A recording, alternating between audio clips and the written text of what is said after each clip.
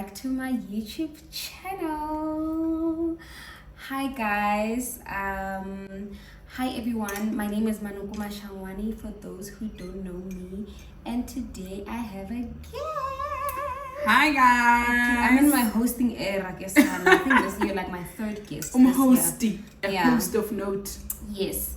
So this is Yvonne Shabangu. This is my friend Yvonne Shabangu. Yvonne is an admitted attorney of the High Court of South Africa. She holds an LLM. Serious work. My bio shocks me all the time. I'm like, Charms. is that me? Okay, Yvonne is an admitted attorney of the High Court of South Africa. She holds an LLB from University of Johannesburg and a Master of Law, LLM in Banking Law from University of Johannesburg. She is also, to me, see that thing of male and guardian. I didn't include it in the bio because I didn't. She is a top 50 woman, powerful woman recognized by Mail and Guardian 2023, and that's on par, darling. On her, and she's also a founder of Employment Wednesday and Yes. Law Without Borders. Yeah. She's also a content creator, like a career content creator like me. So please subscribe to her channel. I'm going to link the details down below in the description box. Yes. So Yvonne is a non-practicing attorney, by the way. Yeah. So she is an in-house legal counsel in the labor law Department. So you have a master's in banking law, but you're working in labor law. Listen, child, LLB, LLM in banking law, specialized in commercial business rescue, went into labor. Chomi, I love this 7 colors that we have going You must be on. versatile as a person. Per You know? child. Yeah. Anyway, Chomi, I'm not going to get into the thing that you did. Oh yeah, so today is Wednesday, the 6th of March. I have a video going on with Yvonne on her channel. We shot for her podcast, Employment Wednesday, and she featured me today. So please check it out. I'm also going to link it in the bio. So one of the questions you asked me was, tell me about yours. I knew that I had to be a better person and not to ask you that. I'm not going to ask you that, Chomi. I'm just going to get straight into the teacher. Okay. Number 1, why did you leave private practice? A few moments later. Guys, I'm not always this disorganized. So sorry, I really apologize. My friend is an in-house legal counsel specializing in labor law. So, Anyway, chums, let's get straight into the tea. Why did you leave private practice? do you guys want the real tea or the tea? A real tea, chums. Anyway, there's various reasons why I left practice. One, I knew that I was done with practice 1 year, 8 months into my articles. So I remember my associate, I was speaking about Employment Wednesday. So he said to me, there's something about you lighting up when you get when you start talking about Employment Wednesdays. Maybe you should consider trying to do this thing full time. But obviously I need to pay bills. There's no money to it. But I knew then that I was done with practice, right? But then I still went ahead with my articles. Then I found out that I wasn't returned. And you know why the reason why I wasn't returned? I wasn't returned because I was not willing to come to the office for long hours. I'm a morning hen. I'm happy to be at the office at 5, 6 a.m. But I'm definitely going home at 5 p.m. I would have served my time. But the nature and the work and the department I would have been returned in doesn't allow for that. It allows for longer hours. And when I look at opportunities or look at my career, I look at my holistic wellness. So it means my social life as well, my physical health, my emotional health, my mental health. So practice, there are people for practice. People like you. Of course. Yes, I'm not for practice because Sunday I want to be in church. Saturday I want to be somewhere Dubai or something. Like I want to experience life to the fullest. I think practice doesn't give you that because it's demanding. It's highly pressured, and it's only when you get to senior level where you get to rest a bit. But also it seems like it's not always the case, because there's this article I was reading about this woman who technically killed herself because I mean, she was going through it all, and from the face of the public, she was an overachiever. She was a partner. She was an equity partner. Yeah, imagine making equity, guys. It's one thing being partner, but Yeah. making equity partner, it means that you've got equity on the company, and she worked for one of the biggest international companies. Yeah, they also have a branch here in South Africa. Yes, and they are very specialized. That company makes so much money. Hey, they once rejected me. But don't reject that one because $1. Yeah, it's actually pounds. Yes, She pounds. was in the UK. Yeah, so Yes. basically, guys, there was this article that we read today about like a woman who was an attorney, a practicing attorney in one of one of the big firms. Basically, she was a partner and she was working like 18 hours per day. Yeah, and it's not sustainable. It's not sustainable. So and then she ended up like committing suicide. I'm not saying you should leave practice because you're going to die. I actually, you know what? It's just No, guys. I'm going to link the article and then Yes, you'll decide what you make out of it. But what we're saying, look after yourself. Whatever choice you make, look after yourself. You want to be excellent, you want to show up, you want to do your level best, look after yourself. We live, I think, in a generation whereby in terms of our health, we drink a lot, we party a lot. It doesn't mix. Working hard, drinking a lot, we exposed to drugs, parties, and all of these things. You are going to crash. If you're drinking any other day, you're working 18 hours, you're not sleeping, you're not working out. But yeah, look after yourselves. Chumi, so you're basically saying that you left practice because the quality of life or the kind of life that you wanted. Yes. Oh, shame. That makes sense, friend. If I was in practice, I wouldn't be here. It's a Wednesday. It's a Wednesday. And it's 5. It's 5, yeah, before anyone thinks anything. Yeah, it's 5. If I was in practice, I'd have to knock off. Getting. Show me, your man is calling again. No, he's not. It's an alarm. I need to constantly remind myself of stuff. Oh, yes. Okay, love that. Love that. When it's Tapangurin. She cut our call because her man was calling. That means it's your brand. Sharp. Anyway, Chomi, has it always been your plan to leave practice someday? No. So it was never part of the plan because I thought being a lawyer is linear. So I thought, yes. Yeah, you said that in your I thought, videos. listen, you get your LLB, you're going to court. I didn't think there were many avenues, hence Law Without Borders, to try and explore, employment Wednesdays, to try and explore virus carriers that you can do. I don't know about compliance, I don't know about in-house, like I don't know anything, right? Then the first time actually I was exposed to in-house, I remember I had a cousin of mine who worked for the same company I worked for. But like I didn't understand her nature of her work because she worked from home and all. I thought to myself, no man, when are you not a lawyer enough? I thought you're a lawyer enough if you're an admitted attorney, you're practicing and stuff. So I was willing to do that because I'm a diligent human being. Like I will do as process requires. Yeah. So I thought to myself, get your LLB, pass your boards, get admitted, and then returned, earn a standard salary, go back home, get married, have kids, and that's live that. happily ever after. Yes, that was my plan. But now, then I got the opportunity after applying, and because as I was doing my articles, when I realized that this is not for me, I started applying for other roles even before I found out whether or not I was going to get retained. Then I was like, let me apply for the roles. Then I interviewed, I think sometime December. Then they wanted me to start, and unfortunately I was supposed to finish my articles. I still had 4 more months. And I was like, oh guys, I can't come, I'm looking for a job for April. Then they're like, oh no. But because I was so good, like it's important to leave an impression in the interview. Even if they don't hire you, they will remember you. One thing about me, I'm always remembered. Even with my articles, when I entered the law firm, so I interviewed a year before. They said they would call me, but they went for somebody else, and then they decided to call me a year later. When they called me, when I went in for the interview, I was laughing on another call, somebody else. Then the doctor was like, I know this person, it's Yvonne. I hadn't seen this person for a year. I only met them once on one encounter. So it's important to leave an impression because they will remember you when roles come up. They will trust. They didn't hear me. I hope you spoke to someone good, not bad door per se, but even if they reject you, Chomi, you let me must tell talk you to what people. I did. I after that, I decided to gather my last strength, which was non-existent, and then I connected with the hiring manager. She She connected with me on LinkedIn, shamelessly so. And then did you guys talk? No. You must talk to her. And say what? She Hey, rejected let's do me. coffee.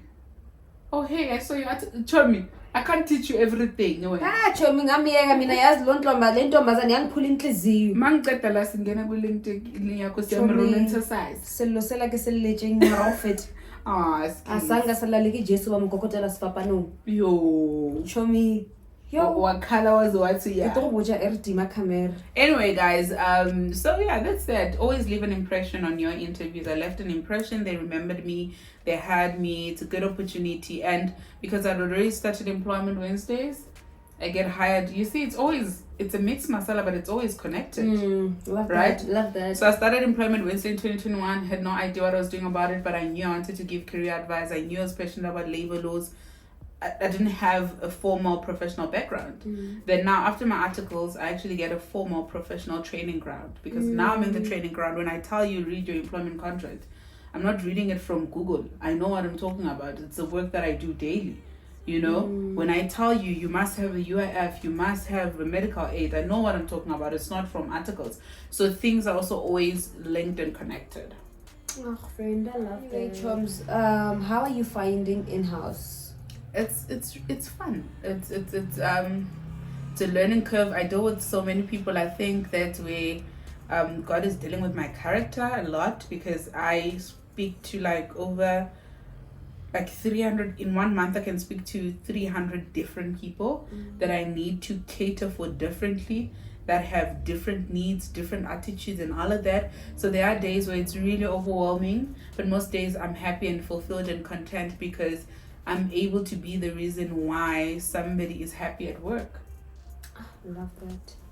What's even better? Love that. Happy Employment Wednesdays. Happy Employment Wednesdays. Chomi, you ate with this concept, my friend. It's going far. Yeah. So Choms, okay, besides the fact that you leave people happy at their jobs, what exactly do you do? Okay, so I review employment contracts, number one.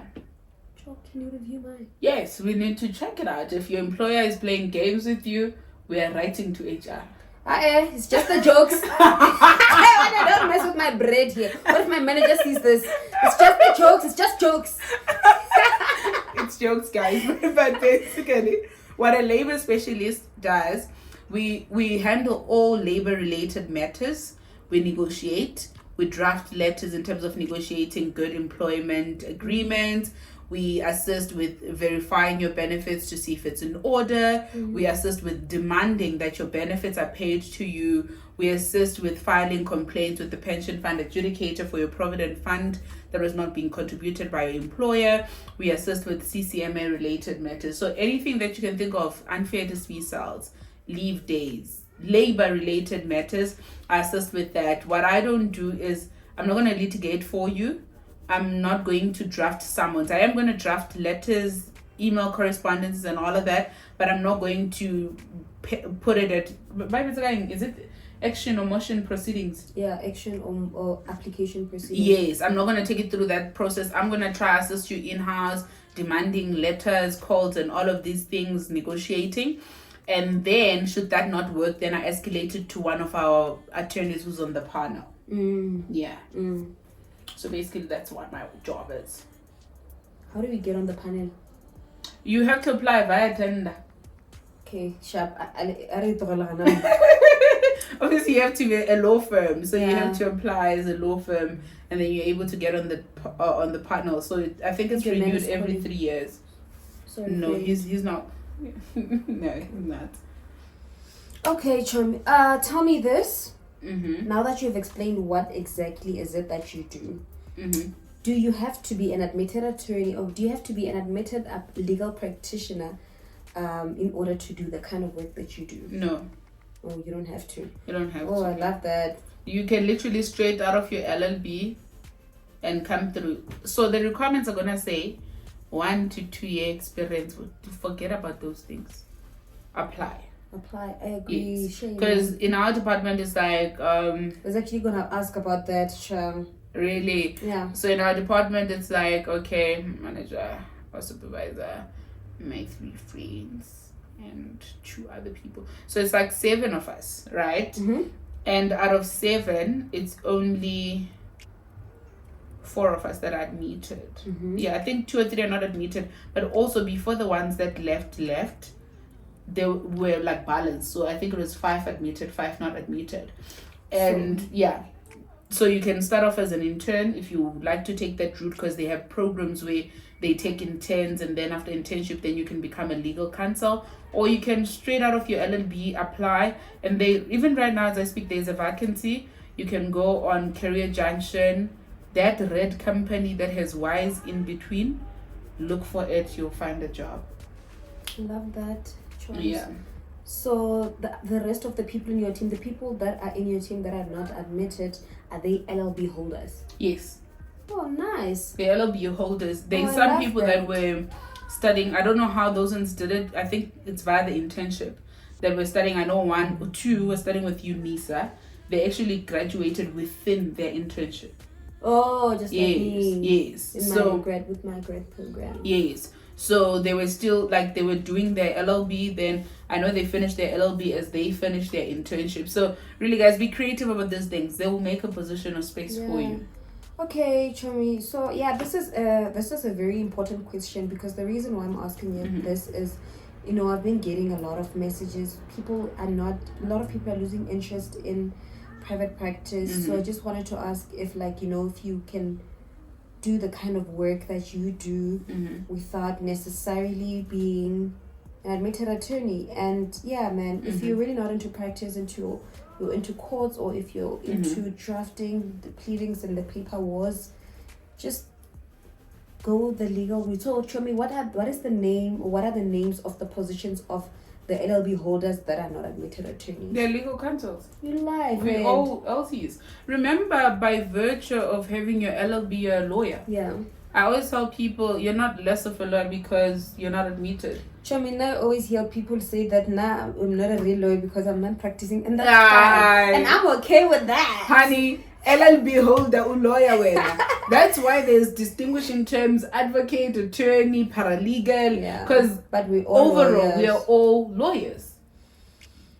Okay, Choms. Yeah. So you answered the question that I was gonna ask. So now, Chomi, with specific reference to this statement that I just made about, you know, people losing so much and losing a lot of interest in like private practice, people want nothing to do with like articles, especially because of the horror stories that they hear.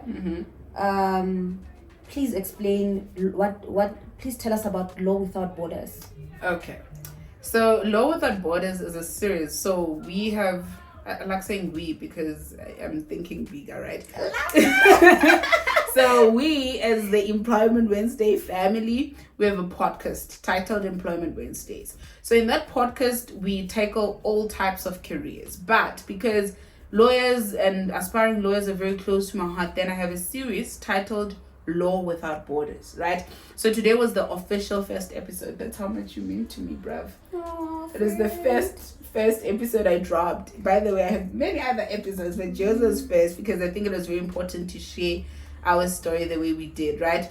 So Law Without Borders is going to focus on various law careers you can go through with your LLB degree, just your LLB. Yes, we're going to touch on the ones that require you to be admitted as an attorney, whatever the case may be, but we're trying to unlearn or to erase the idea that lawyers are only lawyers because they're attorneys or advocates. No, guys, you can go and do paralegal work. You can go do legal secretary work. There's a lot of things you can do with the degree. You can go into journalism. You can do creativity. Like, there's a lot. So if you subscribe to Employment Wednesdays and you follow Law Without Borders, you realize that degree is one of the most versatile degrees that you can ever come across. Stop boxing it. You don't have to take it and pack it in a box and be like, attorney or advocate. It's this or nothing. Explore other things. Because by virtue of getting that degree, you're learned. We don't call each other learned colleagues for mahal. You know? So, yeah. Oh, friend, I like that. That's what's oh, yeah, we only have 2 questions. Oh, my God. Okay, Chomi, would you go back to private practice, Chomi? Like, okay, maybe you can have a little bit of trauma from private practice because who doesn't? But like after everything that you've done, you know, with all your experience, Employment Wednesday, professional, non-professional experience, just in J life experience, would you consider going back to private practice? Excuse me. You know what? I'll do it for the 2Ks, ne? Because I really want people to experience the soft. Our profession can be soft. It's just that we're running on traditions that we found, whereby it's not good enough if you're not doing 12 hours on it, you know. So I would go just to tweak a little things, because sometimes I think it's easier to speak on the outside, but if you're not internal, where you are actually in practice, you can't really make too much changes, right? So I think I would go back on a mission to try and, you know, be part of maybe law firms that are big enough, or law firms that have an impact, and maybe try contribute to a changed culture that promotes mental wellness, a culture that promotes personal and career growth as well, and a culture that promotes holistic wellness. Because I think many people don't leave practice because they don't want to be in practice. They leave because of how it triggers so many things. I always say training to be a lawyer is like military training, and it doesn't really have to be, guys. Like, it doesn't have to be, you know. It can really be smooth sailing. Obviously every journey has hardships, but I just feel like training to become a lawyer, sometimes it's highly exaggerated in pain and covered in trauma and stress. You know, I was reading one of the comments on our episode when she's one of the leading females, right? She commented and she's like, even after being admitted triple times, she still felt worthless. She was burnt out and she was just depressed, but she had to let go and go start her own thing, but she's doing well. So you can tell what the issue wasn't practice. The issue was actually probably the environment she was in, the pressure she was subjected to, the constant prove yourself, do this, do that, you know. So yeah, I think I'll go back just to maybe try and tweak up the culture, but in an ideal world, man, because I want a big family. I want to be a present mom, a present wife, not to say people that are in practice are not that. I want to be actively present in the lives of my family. So I don't think the type of life I want will allow me to be in practice, you know, because also I'm those people that only feel, not only, but that usually feel okay or great when they're overperforming. So if I'm put in practice, me wanting to feed that thing of being an overperformer means I have to put in more hours, and more hours means I'm less at home, I'm less active in the lives of my children and stuff like that. So man, nah, chief, you're gonna catch me there by lecturing. I'm gonna go into academia. A lot of people want to retire there, not necessarily play. No. I don't want to retire. I'm passionate about teaching. I want my students to catch me fresh. You know, like if like my first year students will tell you, I think I'm one of the best teachers. Even I remember my previous job, our new candidate, when I left, she was so depressed. She was like, oh my god, who's gonna proofread my things? Because I really love teaching. So I don't think it's a space where you just retire, no dula fela. I really want to fully contribute, whether it's by writing articles, teaching people, mentoring people, and all of those things. But I really want to actively contribute to also, you see, like, it goes back to Employment Wednesdays again. I feel like actively going into institutions right now, into academia, as young as I am, with a platform like Employment Wednesdays, I get to be part of the people that close in the gap between the workplace and universities, because I get to contribute in policies, in research, in ideas, and all of these things. So no man, it's not a retirement plan, it's actually a career plan. I love that. Yeah. I think we need people like you. I can really know you're driven by being corporate baddies. Jokes. Just the jokes. You did not lie though. Anyway, Chomi, last questions. My very last question. What advice would you give to the viewers? Okay. I know this was the last question you asked me as well. Okay. What was the last question what is an advice that you would give to my viewers or subscribers, because most of them are law students and law graduates? What advice would you give to students or graduates like that, LLB graduates like that want to end up in your position? Okay. Number one, I recently coined a term because Yvonne and I like actively contributing. So I coined this term, which is called career ego. Do you not have a career ego? How I define a career ego is the idea that your qualification is too important for you to explore other career options or jobs. So do not have a career ego. It's going to destroy you. Be willing to learn new things. Be willing to explore and try other things. If you told me 2 years ago that I would be a legal counsel in a labor department, I would have said you're crazy. But because of the nature of how I grew up and the type of principles my parents instilled in me, I don't have a career ego. I'm ready to pick up the mop when I need to. I'm ready to mop the floor. I've been in sales. I've done call center work. I've done promotion work. I've done a lot of things, and not because I was underqualified, but because I'm always willing to learn. Always remember, no skill, no moment, no experience is mundane. Every experience, every skill is necessary. Because you may be sitting here thinking you're wasting your time with this YouTube video, but what you won't realize is you've gained knowledge, and you're probably going to communicate better after this because there's certain words that you're hearing for the first time. So it's important that you're creative in learning new things. You know, you're not just like, now all I want is articles, honey.